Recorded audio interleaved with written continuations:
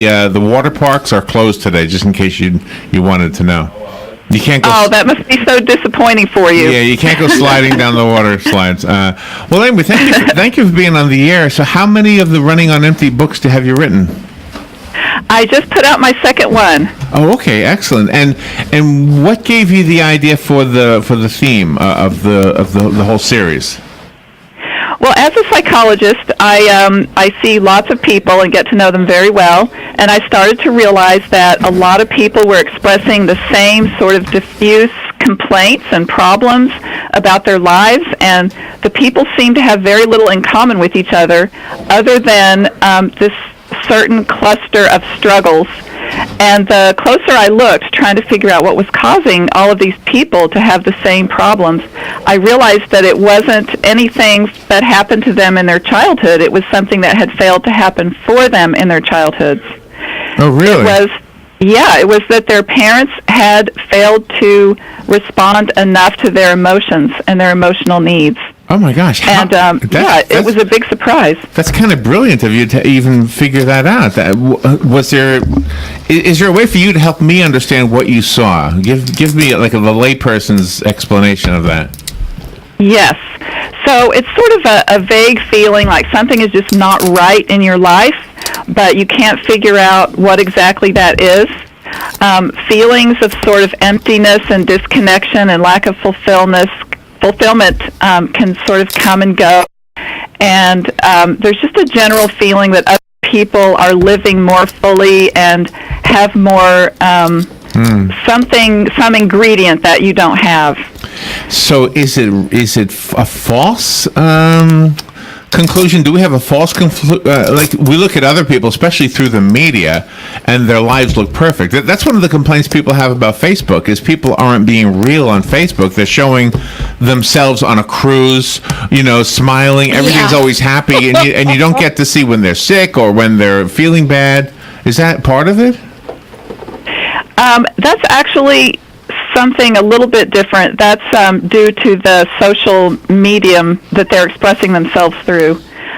People don't really talk about real things on social media. But this is more of just an everyday, every area of your life sort of thing where you're literally living it.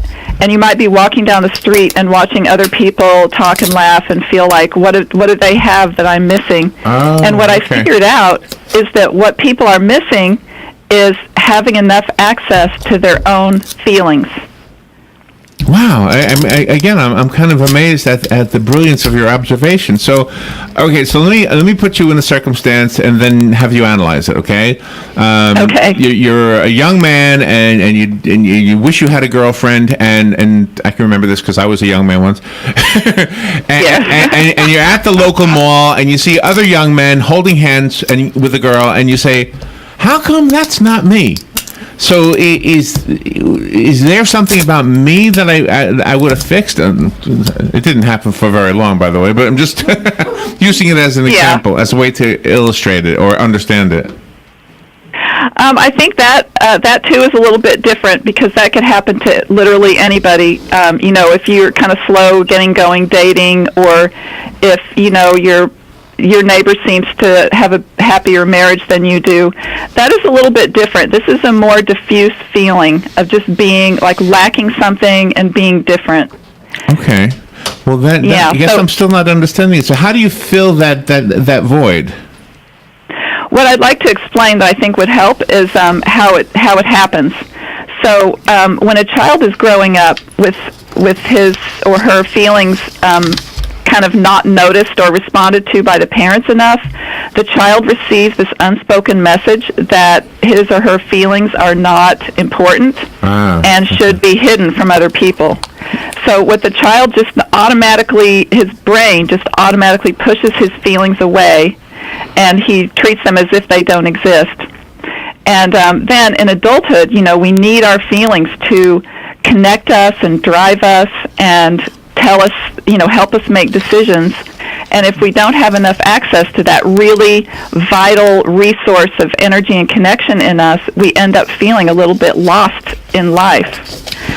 So that's what I'm trying to address. Okay, now I hope I'm getting it better this time. So let me ask you about the family that has one child who is a special needs child and another child who is not. The special needs child would understandably be getting a lot of attention, and maybe at the expense of the child who's not special needs.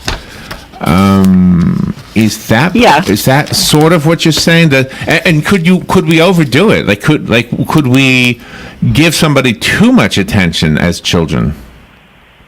Yes. So the kind of family you just described is one of the family types that I list in my first book, Running on Empty, that explains the different types of parenting that can are most likely to lead to emotional neglect. If parents are really taken up by one child, the other one might, get less emotional connection and awareness from the parents. So there are lots of different ways that it can happen. Now, I had gone on your website and took the emotional neglect quiz to see if I was emotionally neglected as a child, and thankfully I was not. I didn't think I was. But the questions that you have on there is very eye-opening, and this would be beneficial for parents to look at to make sure that they're not doing these things for their children, that the children have other avenues to pursue.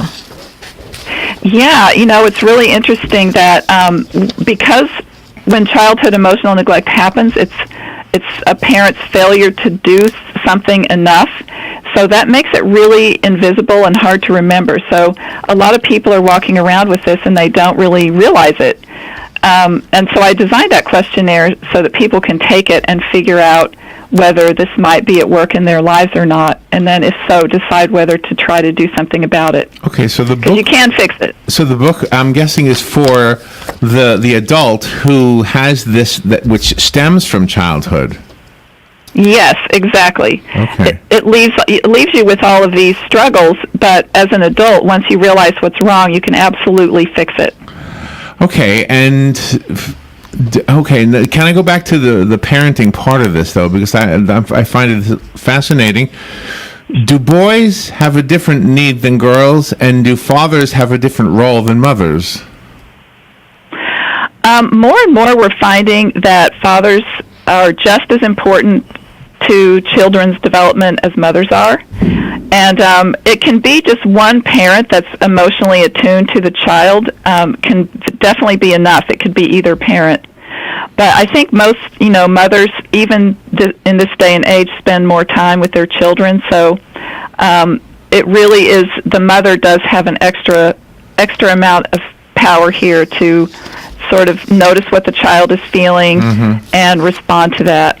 Does American culture play a role in any of this? Like, would your study be different if it was in England or Spain or India or someplace else?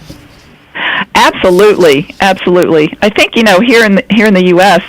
we tend to treat feelings as, although this is gradually changing because so much great research is coming out on emotions and why we have them. But we tend to treat emotions as being signs of weakness or unimportant, and when that's the general culture, it's hard for people to acknowledge that what they feel matters. So give me a tip. Let's say I've taken the test and I've kind of I would think, like Robin suspected that she was not going to show. It was not going to show that she was emotionally neglected. Thank you. It did not. But somebody who has been might suspect that that's probably the case. So they take the test, they verify. Oh my gosh, I knew it. What do they do? What's a good tip on how to undo that? Well, I've outlined a series of steps that I've used with many, many people, and it's outlined in my book.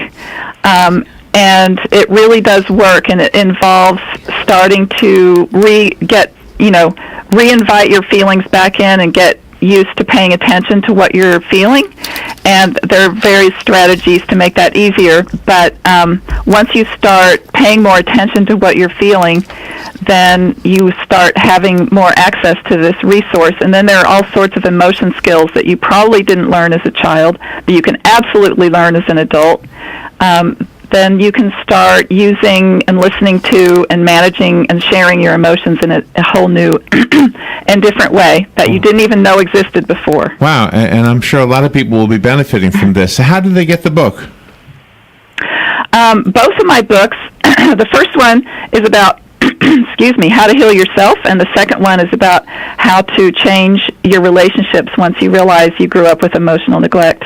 They're both available everywhere on Amazon, Barnes & Noble stores, anywhere you want to buy a book online, you'll find it. Oh my gosh, yeah, I found them both on Amazon, and you have some really good reviews. Look at this, 5 stars on both of them.